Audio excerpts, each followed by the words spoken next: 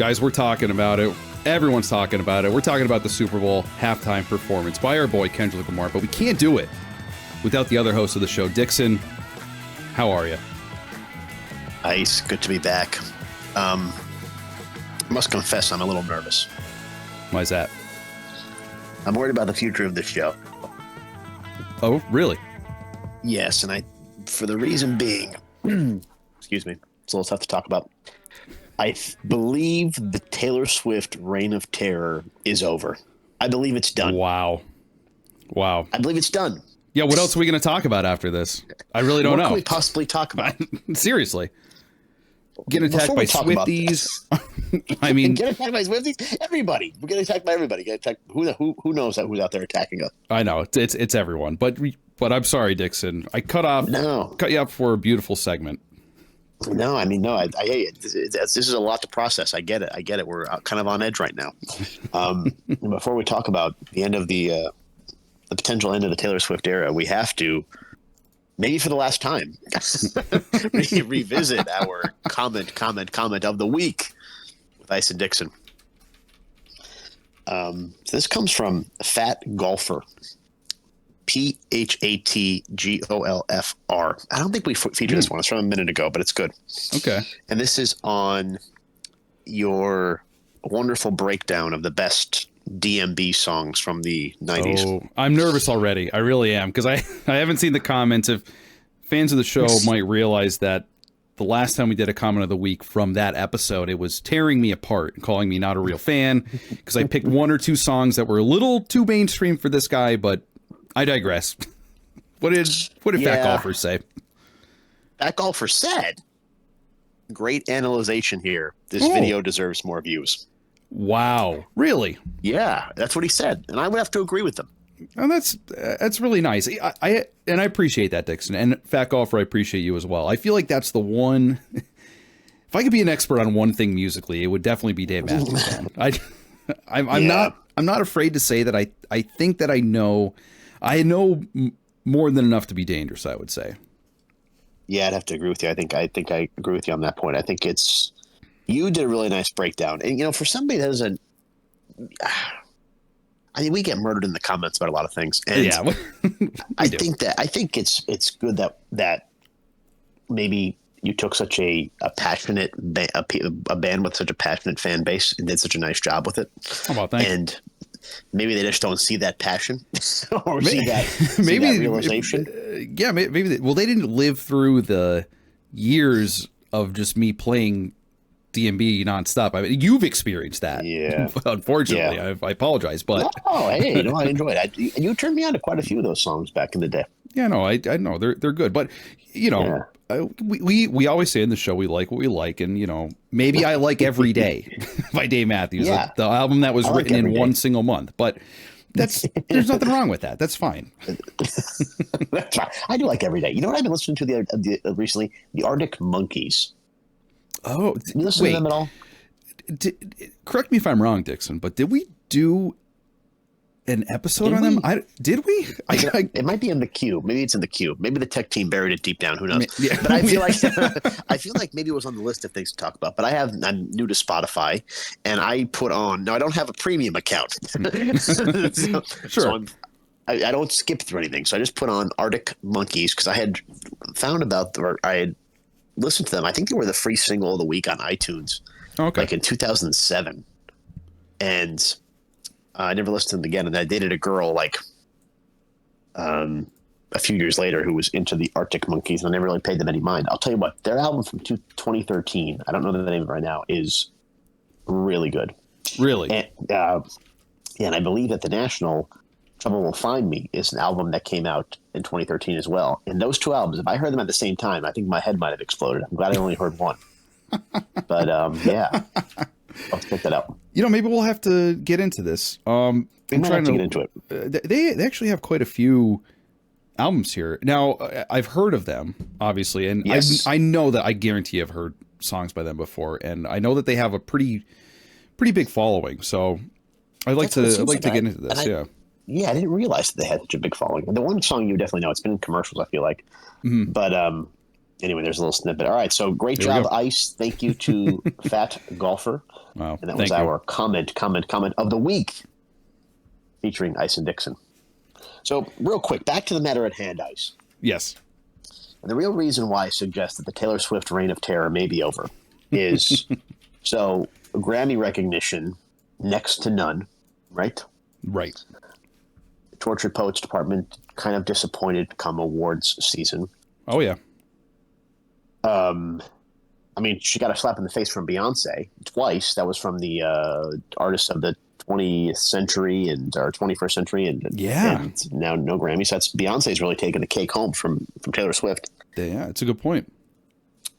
Was booed mercilessly at the Super Bowl. I mean, Dixon, she looks stunned. I feel like that's the first time she's ever got a negative reaction in her entire life. I really do. Yeah, she was visibly uncomfortable. Oh, yeah. Like, kind of just like, what is happening? Like, why are they doing this to me, you know? Yes, kind of giving Ice Spice the side eye there. By the way, why is Ice Spice there? Is she dating somebody? Are they just got a package deal? She was there last time they were in this. Well, she's been there in every Super Bowl. I don't know why she's with Taylor, but are they friends? I guess they're friends, but they never produced anything together, did they? I don't think so. And then at one point, Lana Del Rey was in the box last year. I mean, that kind of breaks my heart that Taylor and Lana see eye to eye on some things. That is kind of disappointing. I feel like Lana is miles and miles above her as far as like a lyricist, as an artist, and I don't know. And I hadn't realized they actually collaborated on a song, "Snow at the Beach."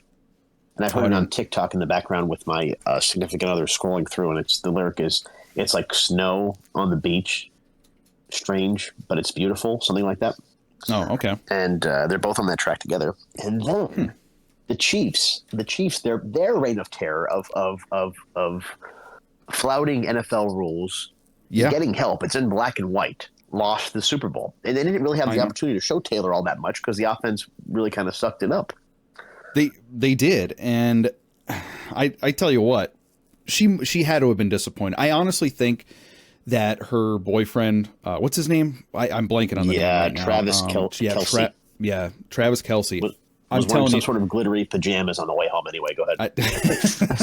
Yeah, what a fool! But I could almost guarantee you. So they were going to hit the historic three-peat.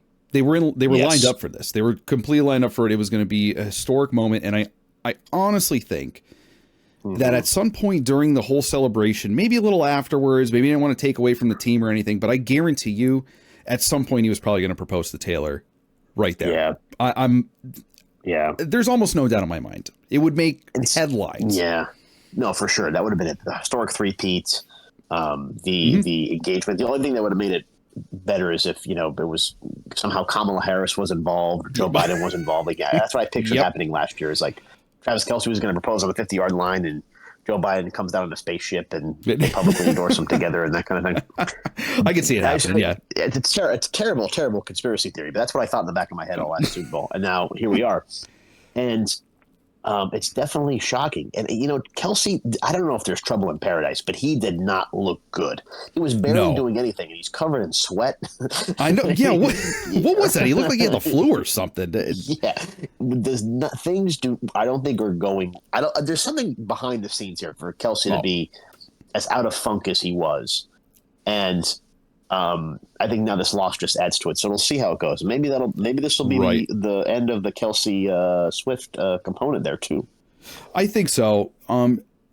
It's going to come down to it, because if he starts imagine this. Maybe it won't happen now, but it's in her head, and I think Taylor needs to be the center of attention. Oh, I'm dating someone who's on the greatest NFL team ever. Oh, they're going to hit the three-peat. It's going to be historic for her. It's going to be like this big thing.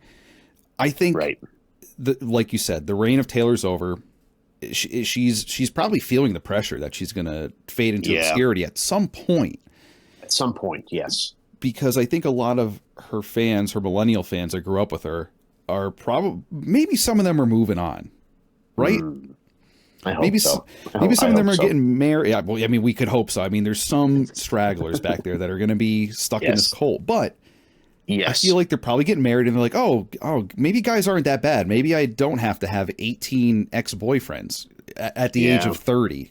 So yeah, you talk about that. We talk a lot about toxic masculinity, which is a real thing, and we were just talking about this behind the scenes, how warped the young minds might be. Sure, absolutely. And I think that all that either extreme on the masculine side or the feminine side, it's just not healthy. I don't think it's healthy for anybody.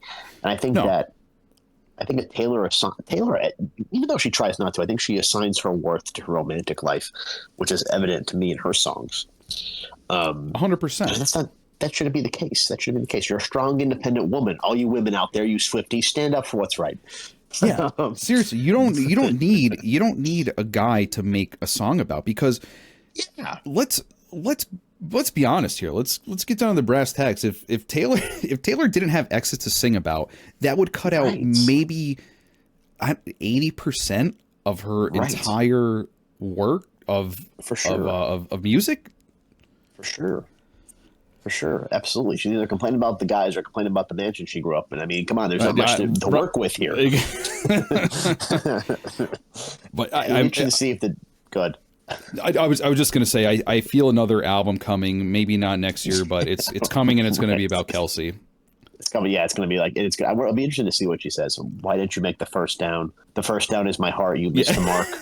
There you go. Yes. There it is right there. We found it. It's over. There'll be a song that's called like Kel-C, and like, oh my God, that's a hint towards, it's about Kelsey. It's about Travis Kelce. Yes. Penalty flag on my heart, like stuff like this, and yeah, that's definitely going to be reality. But anyway, we'll see how it goes. We'll see how it evolves. But I'll tell you what, Miss Swift is not in her era. It's a totally different era, if you will, for Taylor Swift, I think. Yes, she's definitely, we could acknowledge now that she's on the downtrend. 100%. I think so too. So we'll see how that. Taylor, keep up the good work. You're welcome on the show anytime. Please, for the love of God, just make an album that's not about exes and has no references to exes or any secret relationship. We're done with it. We want to see what you could actually do. That's all. Yes. Give us the real deal. You can do it. Yes. Absolutely, we could do it. Yeah, if you wrote Christmas Tree Farm, you could write other things. That's right. One of our favorite Christmas songs. Everyone take note of that. Everyone write that down. Before you comment. Just note that was one of our favorite Christmas songs in our entire life. So make a note. But anyway, we can't let this detract from the fact that Kendrick Lamar really had, which I don't know what your take on is. I'll just say he had a very interesting halftime performance. He did. I think. Yeah. Well, there's a lot of different aspects of it. There's the whole Drake thing, and then there's the performance. Let's talk about the performance itself. I think that's a good place to start, right? Yeah, right. I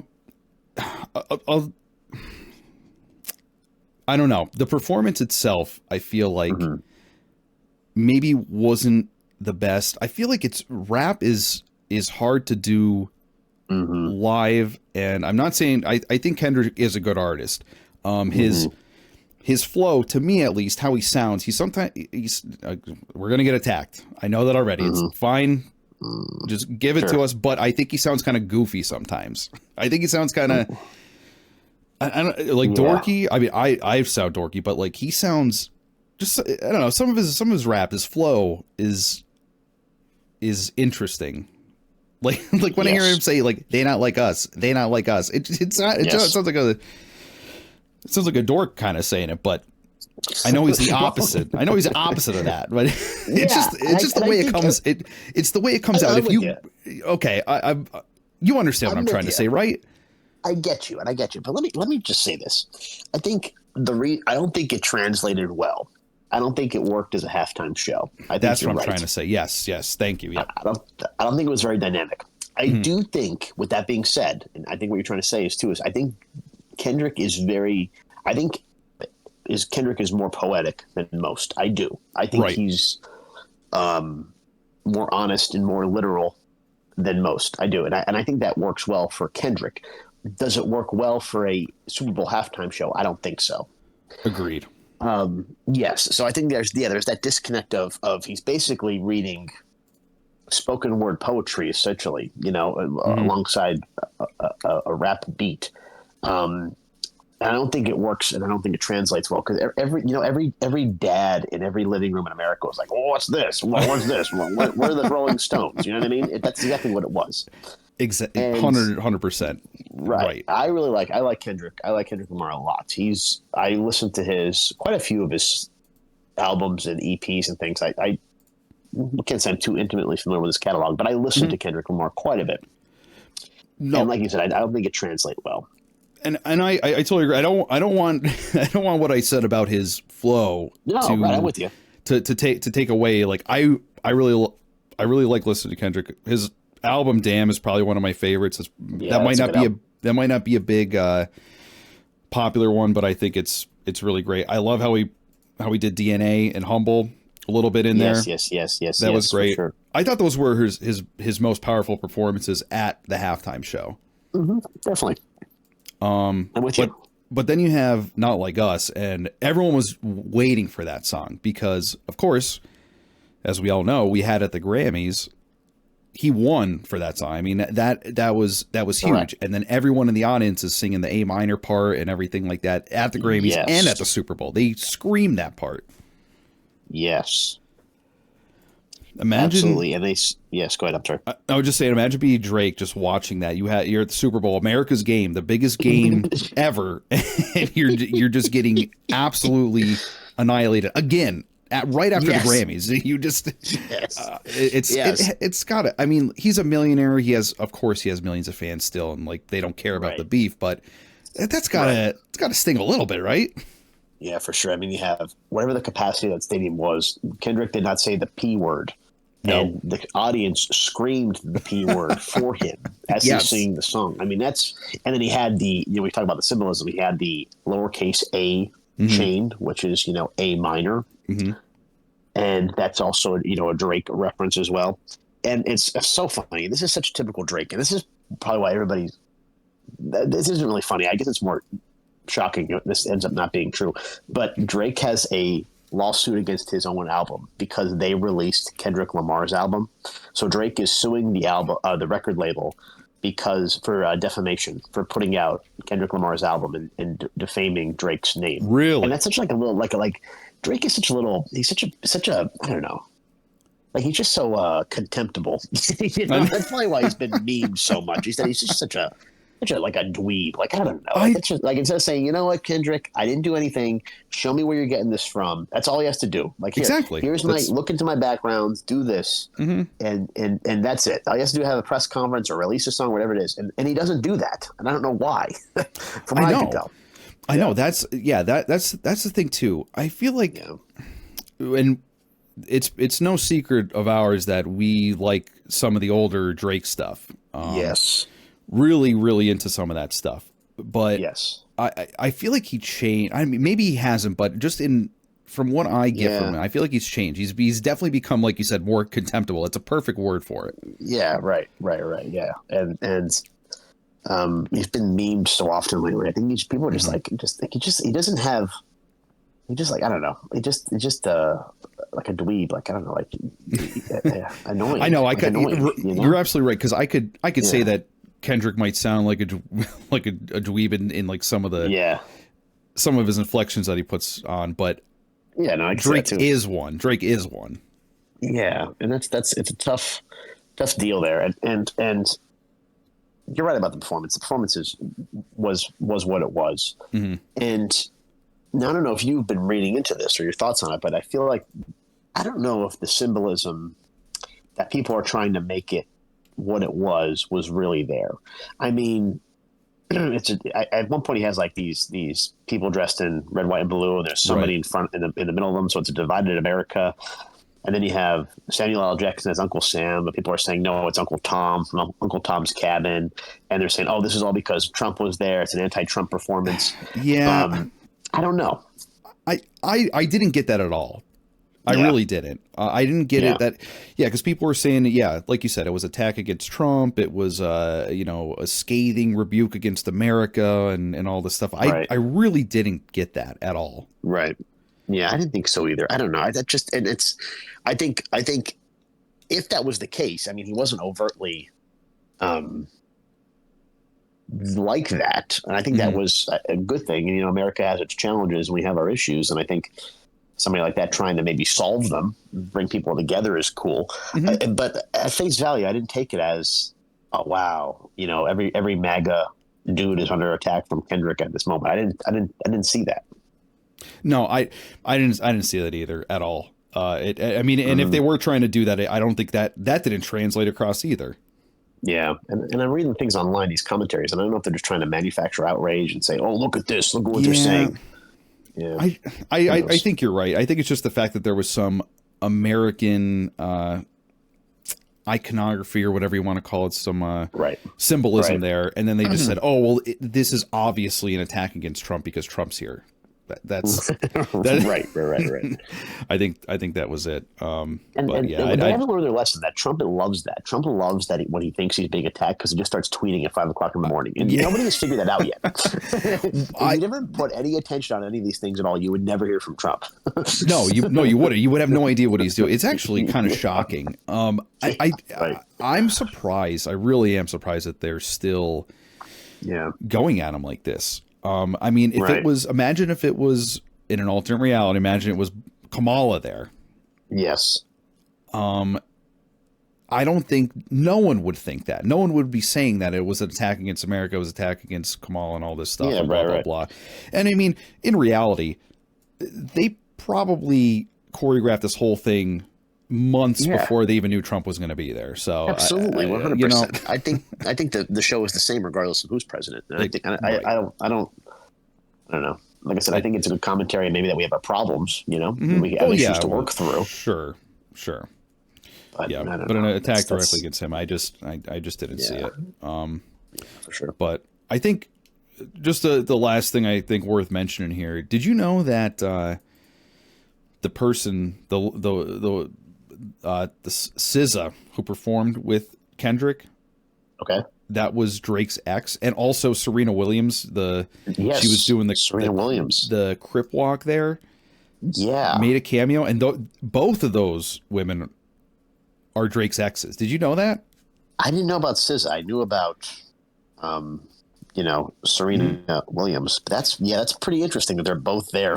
I mean, this was like an all-out attack against Drake. Like that, if this was a criticism on anything, it was a criticism against Drake. And then this has been meme too, which is, I mean, Kendrick hit it perfectly, but as soon as he says, "Say Drake, I hear you like I'm young," and then he turns to the camera and does that smile. Yes. That has been, he hit that perfectly. Because I just can't even imagine being in Drake's shoes for this. You not only do you see both your exes, but then he sings this song that people were rumoring that he wasn't going to be allowed to play and blah, blah, blah. And then it comes on and he has that shit-eating grin right at the camera. It's perfect. I know, it is perfect. That's awesome. Like I said, this is another opportunity for Drake to say, "Hey, Kendrick, where are you coming from with this stuff?" Right? Yeah, I got nothing. Got nothing to hide. And here he is. "Oh, I'm going to sue them." Well, dude, that's not going to immediately fix your problem. You know what I mean? Yeah, exactly. I don't know. That's what dropping the ball. But what were you going to say? That's what drives me nuts about like these people that are rumored to be on like the Epstein list and things, and you have like people like John Legend and his wife, the supermodel. I can't think of her name right now. And all it is like these mean tweets and these subtextual things. All you have to do is say, "Hey, dude, I was there. I didn't know what was going on. What can I do to help?" Like things. That's all you have to do is really say something like that, and none of them say it. That's it. I'll never understand. I'll never get it. Yeah, they're just trying to play. I don't know. I think Drake really started falling off as soon as he released. Remember, Honestly Nevermind, that weird kind of house EDM album he came out with. That was bad. That was terrible. That was really bad. Terrible. Yeah, it was bad. But, yeah, he kind of started going on the downslope after that. But what are you going to do? Yep. You know what, Drake? Anytime you're welcome on the show to come clean, we'd be happy to have you. Yeah, please. Yeah, just show up. Let's hear the truth. Make it, leave it all out on the field there, and let's put Kendrick in his place. You could. Yeah, you could. Here it is. Could easily do that. Craziness. Well, yeah. So that was a halftime show. Maybe not a great performance. Maybe didn't translate over. A lot of boomers very confused. Did not like it. I mean, if you were 50 and over, you absolutely hated it, and Yeah, that's yeah, fine. for You sure. don't understand it. It is what it is. But It is what it is. Sure, yeah, exactly. yeah. But yeah, so Yeah, I guess we'll interesting be. stuff. I mean, Guess we'll be looking. Let's let's make a really quick prediction right now. Who's going to be next year's halftime show? oh man, that's really a good question. Do you think this Yeah. is really going out there? Do you think they'll ever bring Creed back? Do you think Oh my this was God. really Why the would it- perfect opportunity to do that? Like this year, it really was. That would have been the perfect opportunity. What were they thinking? Or do get a bunch of them together like they did that one year. It was the Who and the Rolling Stones and somebody else, or whatever. Oh, that would be amazing. The Yeah, '90s rap one they did. It was Ice Cube and Snoop Mm-hmm. Dogg. Like that was cool. we need something like that. Yeah, they could have done something like that. We need something to maybe break the ice a little bit. Yeah, I agree. Let's bring everyone together. Everyone could enjoy something like that. It's another historic moment, bringing them back. I think it'd be great. That would have been a really good idea. Boy, why didn't they ask us? That would have been awesome. I know. Oh man, I think it's been a minute. I don't know if it's like some sort of country act. I feel like country's been so like your boy Shabuzi and Morgan Wallen. A lot of these guys have crossed over into the mainstream. It'd be interesting to see if they do something like that or capitalize on that a little bit. That would be good. I think someone like that, or even Post Malone doing like an F1 Trillion and having a bunch of people out there with him. I think that'd be fantastic. Cool too. Yeah, that would be great. Boy, there's so many opportunities here. So the Super Bowl halftime committee, you could reach out to us directly. Yeah, yeah. Please get us on the board. Please. Actually, Get us on the board for the committee. We have ideas. We got ideas for sure. We got a lot of ideas. Yeah. Well, guys, you know what? Let us know what you thought of the Super Bowl halftime show. Did you think it was nonsense? Yeah. Did you like it? Do you like Kendrick, but you didn't think it really came through like we did? We love Kendrick, but maybe doesn't translate to the halftime show. Still not a bad performance, but maybe just didn't translate. But I think that's where you could leave it. But let us know what you guys think. Absolutely, we'd love to hear from you. Like you said, drop your are you still on Drake's side? Is Drake innocent in this whole thing? Let us know. That's a good question.